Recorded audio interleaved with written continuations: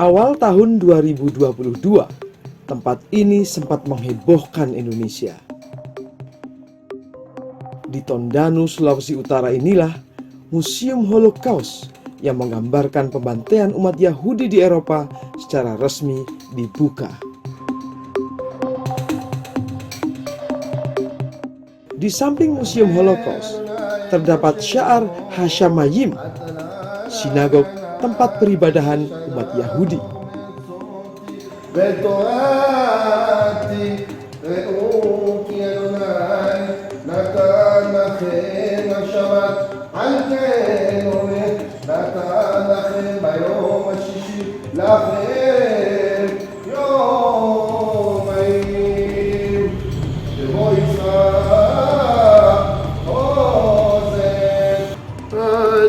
משה ובני ישראל את השיר העוז לאדוני ויאמרו לעמוד השיר על אדוני כי גאה זזברה כבוד רמת וים הסירה ושמחתיה ויהי לישוע וכאלי Usai ritual peribadahan, Rabbi Yaakov Baruch berbincang dengan saya mengenai berbagai hal tentang Yahudi di Nusantara. Memang tidak mudah ya awalnya, seperti kita tahu banyak terjadi kontroversi, tapi ternyata intinya itu hanya kesalahpahaman, misunderstanding aja. Setelah saya membuka komunikasi dengan pihak-pihak yang tadinya menolak, ternyata mereka kembali berbalik untuk bisa saya bilang memahami sehingga kenapa saya bikin museum ini dan tidak lagi mempersoalkannya. Dan setelah proses tersebut saya sangat senang dengan saya melihat banyak kunjungan anak-anak sekolah kemari, baru kunjungan mahasiswa teologi Kristen atau juga mahasiswa dari IAIN, dari Muslim, banyak yang belajar tentang sejarah Holocaust ini gitu. Tujuan saya membuka Museum Holocaust ini bukan hanya untuk melawan antisemitisme saja, tapi saya gunakan Holocaust sebagai pelajaran bahwa kita tidak boleh memusuhi siapapun. Jadi gerakan Islamofobia, Kristenfobia itu tidak boleh kita biarkan, harus kita lawan bersama karena kebencian itu bisa mengarah kepada terjadinya Holocaust. Seperti ini kalau kita biarkan. Itu yang kita tolak bersama-sama ya. Tolak gitu. Jadi Holocaust ini bisa menimpa siapa saja. Ketika kita mengunjungi museum ini tidak otomatis menjadi Yahudi ya? Ya tentu. Orang ke museum Monas juga kan otomatis jadi orang Betawi kan, atau tapi bisa belajar sejarah Indonesia di sana. Dan saya menyesalkan adanya sekelompok orang yang menyatakan Holocaust itu hoax, tidak pernah terjadi. Saya saksinya sendiri karena saya baru saja kembali dari beberapa kamp konsentrasi yang saya kunjungi. Saya lihat di Jerman, di Polandia seperti apa bangsa kami diperlakukan, keluarga nenek saya diperlakukan oleh rezim Nazi. Itu benar-benar terjadi gitu loh. Jadi saya hanya ingin mengedukasi saja, stop pemujaan terhadap kelompok-kelompok pelaku kekerasan seperti ini gitu. Sebenarnya kalau dari agama Yahudi sendiri, ini kita pengen tahu nih, ini di Indonesia posisinya seperti apa sih Rabbi sekarang? Banyak masyarakat Indonesia yang tidak tahu bahwa agama Yahudi itu sebenarnya diakui. Agama Yahudi ya. Bahkan Departemen Agama selalu mengatakan mereka mengakui semua agama yang ada di Indonesia. Selain 6 agama itu. Dan di dalam Undang-Undang Nomor 1 PNPS tahun 65 disebutkan di penjelasan pasal 1, selain 6 agama yang ada di Nusantara, ada juga agama lain seperti Yahudi, Zoroaster, dan Shinto. Ini diakui mendapat perlindungan yang sama, perlindungan dari pasal 29 Undang-Undang Dasar tahun 45 yang mengecualikan dan membedakan kita tidak mendapat fasilitas seperti 6 agama lain. Nah, berarti kalau menurut sejarah sebenarnya dalam tanda petik saudara kita yang sesama WNI juga ada yang beragama Yahudi ya? Jelas ada warga negara Indonesia yang menganut agama Yahudi karena agama Yahudi ini meskipun sangat sulit untuk dipeluk, tapi juga memungkinkan orang untuk bisa memeluknya gitu loh. Sampai saat ini jumlahnya mungkin masih sedikit, tapi kira-kira berapa sih Rabbi dan tersebar di mana saja? penganut agama Yahudi yang warga negara Indonesia belum banyak, yang masih di bawah 100 lah bisa saya bilang. Tapi banyak, ada di Tondano sendiri yang datang ibadah di sini, banyak yang tinggal di Manado juga, dan juga ada di kota-kota lain ya, seperti di Surabaya, di Jakarta, juga ada di Bali, tapi umumnya banyak juga ekspatriat gitu. Ekspatriat Iya, ya? Okay. yang warga lokal banyaknya di Sulut sini dan Jakarta. Kalau kita mau mengetahui bagaimana sih keberagaman dari kacamata agama Yahudi? Agama Yahudi itu uniknya adalah satu-satunya agama yang mengajarkan bahwa orang di luar Yahudi tidak perlu masuk agama Yahudi untuk bisa masuk surga. Jadi agama Yahudi itu bukan agama dakwah atau agama misioneri. Kita tidak mengajak orang untuk berpindah agama. Dalam keyakinan Yahudi, Anda yang hidup soleh pada ajaran agama Anda bisa masuk surga tanpa harus memeluk Yahudi. Karena surga terbuka buat siapa saja dalam ajaran agama Yahudi. Oke, lalu apa pentingnya dalam tanda petik ya, kemudian mengetahui dan bahkan sampai memeluk Yahudi kalau seperti itu? Pentingnya karena saya terlahir dari ibu dan nenek Yahudi, sehingga bagi kami yang lahir secara dari bangsa Yahudi, ketika kami tidak melakukan perintah yang Tuhan perintahkan kepada nenek moyang kita di atas Gunung Sinai, maka akan datang yang namanya segala hukuman dari Tuhan, karena kita dianggap melalaikan. Beda dengan orang lain yang tidak lahir secara Yahudi dan tidak memeluk Yahudi, mereka bebas. Bagaimana agama Yahudi memandang Muslim misalnya, memandang Kristiani misalnya, atau agama-agama Semitis yang lain? Ada salah satu rabi saya bilang bahwa lahirnya agama Kristen dan Islam itu adalah cara Tuhan untuk mengenalkan Taurat ke bangsa-bangsa lain. Sebab sebelumnya Taurat itu kan hanya dimiliki oleh bangsa Yahudi. Tapi dengan adanya dua agama ini, ya Tuhan membuat dua agama ini sebagai jalan bahwa Taurat itu dikenalkan ke bangsa-bangsa. Makanya kita tahu umat Muslim nggak boleh makan babi, atau umat Kristen memiliki hari raya seperti Paskah dan lain-lain. Itu semua kita yakini itu berasal dari kitab suci Yahudi sebelumnya. Yang sering rame orang kadang itu mengaitkan antara Yahudi dan Israel. Sekali lagi, ini sebenarnya seperti apa sih? Karena orang belum bisa membedakan antara politik dan agama. Kalau di Yahudi kita pure hanya untuk menjalani tradisi agama, karena Tuhan katakan ya haruslah kamu melakukannya sebagai orang Yahudi kan. Sementara kalau urusan dengan Israel, saya juga nggak mau bersikap dalam artian bahwa saya juga harus sampai sejauh memusuhi ya. Kenapa? Karena kami pun kalau melakukan ziarah tuh ya ke Israel gitu loh. Jadi kami menjaga juga tidak karena kita tahu negara kita tidak punya hubungan diplomatik dengan Israel, sehingga kita tidak boleh mengeluarkan statement atau melakukan suatu hal yang bisa disinyalir melanggar hukum nanti gitu. Itu yang kita jaga kan. Iya. Jadi jangan disama-samakan ya gitu. Ya, jangan disama-samakan. Tapi kami juga tetap dalam artian kami tidak mau menyerang atau melecehkan negara manapun, karena ya kami tahu bahwa memang sebagai seorang Yahudi kami tetap membutuhkan kontak dan hubungan dengan teman-teman Yahudi lain yang ada di Israel gitu. Oke. Ini perlakuan negara terhadap penganut Yahudi gimana, Rami? Seperti saya katakan sebelumnya, negara memang masih antara menganggap dan tidak menganggap ya, dalam arti masih ada hal yang digantung lah. Karena memang kami ini bisa dibilang mikro minority ya, sangat-sangat sedikit, sangat kecil. Sebab sekali lagi kita tidak mencari pengikut kan. Sehingga dengan sedikit kita yang ada, tapi memang kita selalu menjaga bahwa kemanapun kita pergi kita patut menunjukkan bahwa kita menganut agama ini dengan baik, dan juga perlu kita kenalkan. Jadi orang tahu tentang keyakinan Yahudi itu seperti apa. Ini negara sudah mau masuk ke perhelatan besar namanya pemilu.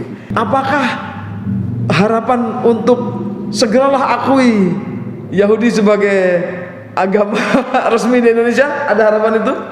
Tentu ada, tapi saya juga tidak mau buru-buru. Tidak perlu KTP saya ditulis Yahudi gitu. Oh, sekarang apa KTP-nya ini? KTP saya kan kepercayaan masih ditulis.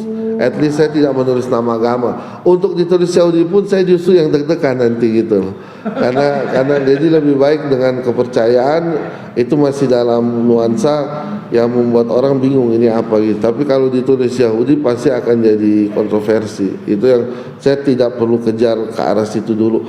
Buat saya kami bebas ibadah, tidak diganggu orang atau pemerintah. Cukup, ya? Ini udah lebih dari cukup. Ketua Umum Majelis Ulama Indonesia Sulawesi Utara, Kiai Haji Abdul Wahab Abdul Ghafur mengungkapkan, eksistensi agama Yahudi memang diakui sebagai agama samawi atau turun dari langit, dan bukan tidak mungkin juga akan diakui sebagai agama resmi di Indonesia. Jadi kalau kita lihat dari segi itu, ya memang agama itu di mana-mana mesti ada ya, apalagi kita agama samawi. Jadi agama samawi cuma memang kebetulan agama itu sudah ada, ya belum diakui oleh pemerintah. Nah itu kira-kira kenapa belum diakui ya Kiai ya? Nah itu pemerintah ya kita tidak tahu itu dari kemana. Mungkin salah satunya apanya umatnya masih sedikit. Ya. Yang kedua mungkin belum ada permintaan dari mereka itu, dan juga tempat ibadahnya itu belum. Mungkin tempat ibadahnya baru ada di Tondano itu, Tondano itu. Jadi barangkali belum. Tapi lambat laun itu ya pasti. Kalau umat itu sudah banyak, ya kan, agama itu. Ya itu agama Yahudi. Agama Yahudi, Islam itu mengakui adanya agama Yahudi. Jadi artinya kalau misalnya suatu hari misalnya umatnya bertambah dan kemudian ada usulan untuk menjadikan agama resmi, mungkin aja. Ya mungkin aja. Nah, sebab kan kita negara ini kan negara Pancasila. Iya. Jadi kalau kembali kepada Pancasila itu kan untuk manusia atau umat bangsa Indonesia, rakyat Indonesia itu bebas beragama. Ya, bebas agama. Sebenarnya bukan cuma Yahudi yang ada di Indonesia yang belum diakui, tapi agama-agama yang lain juga banyak. Bahai dan lain sebagainya itu kan. Bahkan Bahai saya dengar waktu Menteri Agama sebelum Menteri ini sudah pernah mengajukan, tapi belum juga diakui ya. Kadang-kadang orang itu tidak bisa membedakan mana Israel, mana Yahudi. Ya, Digebiah-uyah. Gimana tuh Kiai? Jadi saya sudah ke sana, saya juga dalam pengertian di sana saya juga banyak dialog dengan para tokoh-tokoh di sana itu, dengan imam masjid di Masjidil Aqsa. Nah, jadi sebenarnya itu Yahudi yang betul-betul Yahudi itu justru mereka itu menantang juga penjajahan. Mereka suka damai. Mereka juga sering demo ya kepada pemerintahnya. Nah, jadi yang ada ini Zionis. Nah, jadi itu Yahudi yang betul-betul Yahudi yang agama dengan Zionis. Ya. Sama ya kan, sama juga di Cina begitu. Di Cina itu semua agama Islam ada, agama Kristen ada, agama Konghucu ada. Tapi pemerintahnya itu lain. Jadi memang ada yang ditindas, ada yang seperti politik belah bambu. Dalam beberapa pilkada, kita tahu di Jakarta, terus juga ada isu agama yang dalam pilpres, ada fitnah segala macam. Ini kan habis ini 2024 ini Kiai. Kira-kira menurut Kiai bakal memanas atau enggak ini? Pemilu itu akan memanas, tapi saya sampaikan boleh berbeda bendera, tetapi silaturahim tetap di jalan. Sebab dalam Islam ini ada yang namanya as-siyasatul islamiyah. Politik ya? Politik. Wah, tapi kalau politik yang santun, politik yang itu, jadi orang banyak itu menyalahkan politik itu bagaimana ya?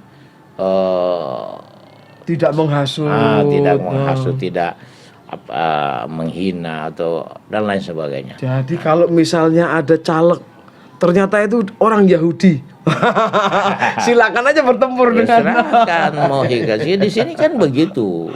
Justru banyak yang Muslim tumbang, yang banyak itu yang naik, yang jadi itu dari mereka. Aktivis keberagaman Manado yang juga ketua Yayasan Al-Hikam Cinta Indonesia, Taufik Bilfakih menilai kehadiran Yahudi dan agama-agama lokal justru perlu mendapatkan apresiasi, bukan malah dicurigai. Jangankan Yahudi yang menjadi agama dunia ya, ada juga agama-agama lokal di Sulawesi Utara yang sebenarnya punya eksistensi bagi kami ini perlu dirayakan gitu kan, perlu kita apresiasi dan perlu kita mendialogkan untuk mempertemukan antara kita secara internal dan juga kelompok-kelompok yang berbeda. Oke, apakah tidak ada kekhawatiran nanti Yahudi menjadi besar terus banyak menyahudikan orang gitu? Rabi itu waktu itu sempat saya tanya juga, cuma dia bilang ngapain mau masuk Yahudi, karena Yahudi ini cara mengkonversinya itu tidak seperti minta maaf di Islam yang mengucapkan 2 kalimat syahadat sudah muslim tuh, ya kan? Kalau Rumit memang kalau mau. ada konversi yang menurut konversi itu sangat sangat beragam, disuruh melatih dulu, disuruh menunggu 1 tahun dulu, disuruh belajar lagi, ya ribet. Orang yang rencana mau dapatkan hidayah malas lagi gitu. Oke, Kayak gitu. berarti harusnya tidak perlu ada kekhawatiran. Iya, nggak perlu bagi saya. Santai aja, bro. Yes. Kualitas keimanan seseorang itu bukan dilihat dari sejauh mana dia dipertemukan dengan hal-hal yang bersifat berbeda. Ya kalau memang iman Anda adalah iman yang tidak bisa diganggu gugat, maka walaupun ada simbol-simbol agama lain, ya kita nggak akan pernah merasa mendapatkan hidayah gitu. Ada orang yang tidak pernah bersentuhan langsung dengan agama tertentu, tiba-tiba lagi tidur bangunnya dapat hidayah. Tapi secara sosial, hak-hak kawan-kawan Yahudi yang ada di Indonesia harusnya diperlakukan gimana sih kalau secara sosial, kenegaraan dan seterusnya itu? Ya, itu perjuangan kita semua, terutama kita-kita yang memang ingin meramaikan dan merayakan isu-isu keragaman. Kami Artinya, sangat berharap. sebentar, artinya negara juga harus memisahkan ya antara, Yes. karena Indonesia kan tidak punya hubungan diplomatik dengan Betul. Israel. Betul. Nah, itu harus dipisahkan juga gitu. Benar, saya setuju itu. Jadi dengan masalah ini, artinya kita juga ke depan berharap bahwa teman-teman komunitas Yahudi yang ada di Indonesia, terutama di Sulawesi Utara, mereka juga diberlakukan sebagai warga negara dalam hal ini, termasuk hal-hal yang sifatnya administratif, KTP misalnya. Kalau itu kan teman-teman penganut Yahudi saya lihat cuma disebut sebagai penganut kepercayaan. Padahal kan Yahudi itu menjadi agama resmi kan sebenarnya bagi kalangan tertentu dan bagi negara-negara tertentu, termasuk sebenarnya di Indonesia itu dalam catatan sejarah Yahudi sebenarnya masuk dalam kategori agama yang seharusnya dipersepsikan sama dengan Ini- agama-agama lain gitu. Ini penting ini ya, pemerintah yang punya wewenang Iya, oke. harusnya Ya harusnya merekonstruksi ini. Jadi kembali membaca Yahudi sebagai bagian dari sebuah elemen bangsa dan juga agama yang perlu diapresiasi sebagaimana keberadaan penganut-penganut agama lain. meskipun jumlahnya nggak banyak. Itu soal banyak dan tidak kan urusan lain, tapi dia punya hak warga negara, ya kan, yang kemudian dengan identitas keyakinannya itu harus kita hormati, termasuk dalam urusan-urusan administrasi. Oh, KTP, iya, pernikahan, iya, apa iya. semua. Coba diberikan ruang. Yang salah ini kan ketika ada orang menganut agama tertentu kemudian punya ajaran yang bermaksiat, yang menyimpang banget. iya, Kalaupun iya. menyimpang juga harus tafsir juga nih Mas Kenny. Karena kadang-kadang menyimpang menurut jenengan, enggak menurut saya gitu kan. Jadi perlu Repot. juga. Kalau untuk pemerintah ke depan 2024, Oke. kira-kira apa yang menjadi PR besar menyangkut apa yang kita bicarakan tadi? Kita butuh mereka yang nanti terpilih sebagai baik itu wakil rakyat di legislatif atau di kepala daerah, Bahkan sampai presiden harus serius, berani dengan tegas bahkan melawan terhadap kelompok-kelompok yang justru menjadi trigger terjadinya konflik. Jadi kalau masih hanya dijadikan isu-isu seperti ini sebagai komoditas politik atau tidak berani dengan tegas untuk melakukan perubahan secara revolusioner terkait masalah ini, bagi saya mending jangan mencalonkan diri. Anda sudah mengkhianati gitu.